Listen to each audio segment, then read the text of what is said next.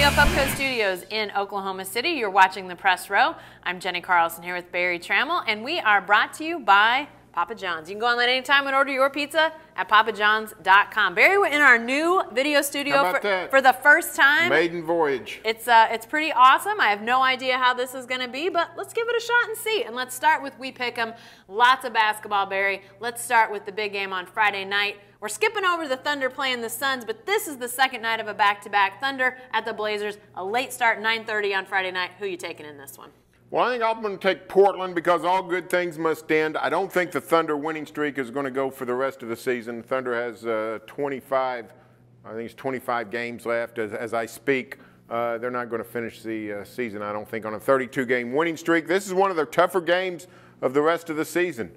At Portland, the Blazers. Actually, the Thunder's back in the conversation of the Northwest Division title. I think they're 5.5 games behind Portland. Very tough to catch the Blazers, but it's doable. I think Portland will be attentive when the Thunder comes to town, even without Kevin Durant. So back end of a back-to-back, going to be tough. I'll say Portland is fired up for this game and beats the Thunder. Well, I'm going to take the Thunder. I just like the way these guys are playing right now. And it is going to be difficult. Obviously, the Suns, a team that has made a push for the playoffs, now looking like they're going to fall back a little bit, but always kind of contentious between Oklahoma City and Phoenix. So that'll be a tough one. And then obviously, next night, they got to fly all the way to Portland for that game against the Blazers. It's not going to be easy, but the Thunder's just playing with such energy and passion and interest, frankly, Barry. I mean, I think that's one of the things we talked about earlier in the season is just how there were games when they just did not seem to have that focus and interest. They're playing interested basketball right now, and interesting basketball. It's going to be a heck of a game on Friday night. I'll go ahead and go with Oklahoma City. All right, Barry, what about some Saturday men's basketball on the college level? OU against TCU. It's a 1 o'clock tip down in Norman. Who are you taking in this one? I'm going to take the Sooners. Oklahoma plays pretty good at home. Hasn't lost at home other than the Kansas State game all season. So TCU's a lot better than they have been. Beat Oklahoma State, beat Kansas State, but I think the Sooners will get it done against the Frogs. Yeah, I'm going to go with the Sooners as well, and they've had a lengthy layoff, as Oklahoma State, the way the schedule laid out. They haven't played since last weekend, so a full week of practice, recovery after a tough game at Texas Tech last weekend, and also an injury to Jordan Woodard. He had to play through that hip pointer. Going to be good that they got a little bit of time to lay off and get him healthy. They need Jordan Woodard. They need all these guys playing at their best. This is we're going to talk about this second half of their weekend here in a minute, but you got to get off to a good start, play well against TCU because it comes back with a big Monday game that we'll get to here in just a second. What about the OSU men, though, Barry? Let's talk about their game. Speaking of Texas Tech, they go to Texas Tech Saturday afternoon, 3 o'clock tip there. Cowboys get back on the winning track?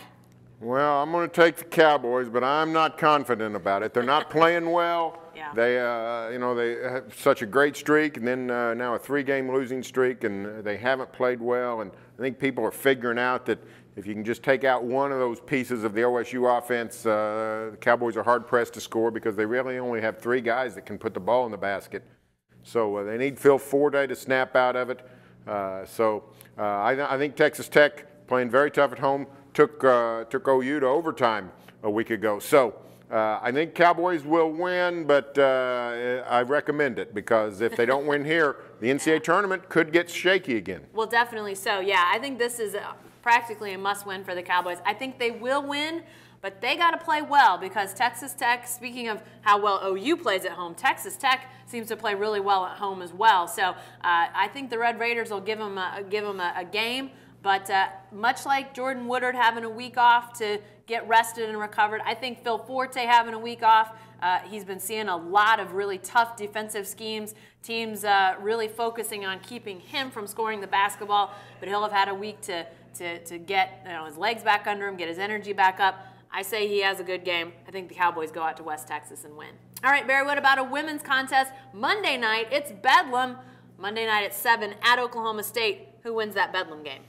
I'm going to take the Cowgirls because, you know what, they somehow have resurrected their season. They were down near the bottom of the Big 12 playing horribly, but then Jim Littell's group really got going. Brittany Martin playing really well. Now, they went to Austin and got beat on Wednesday night.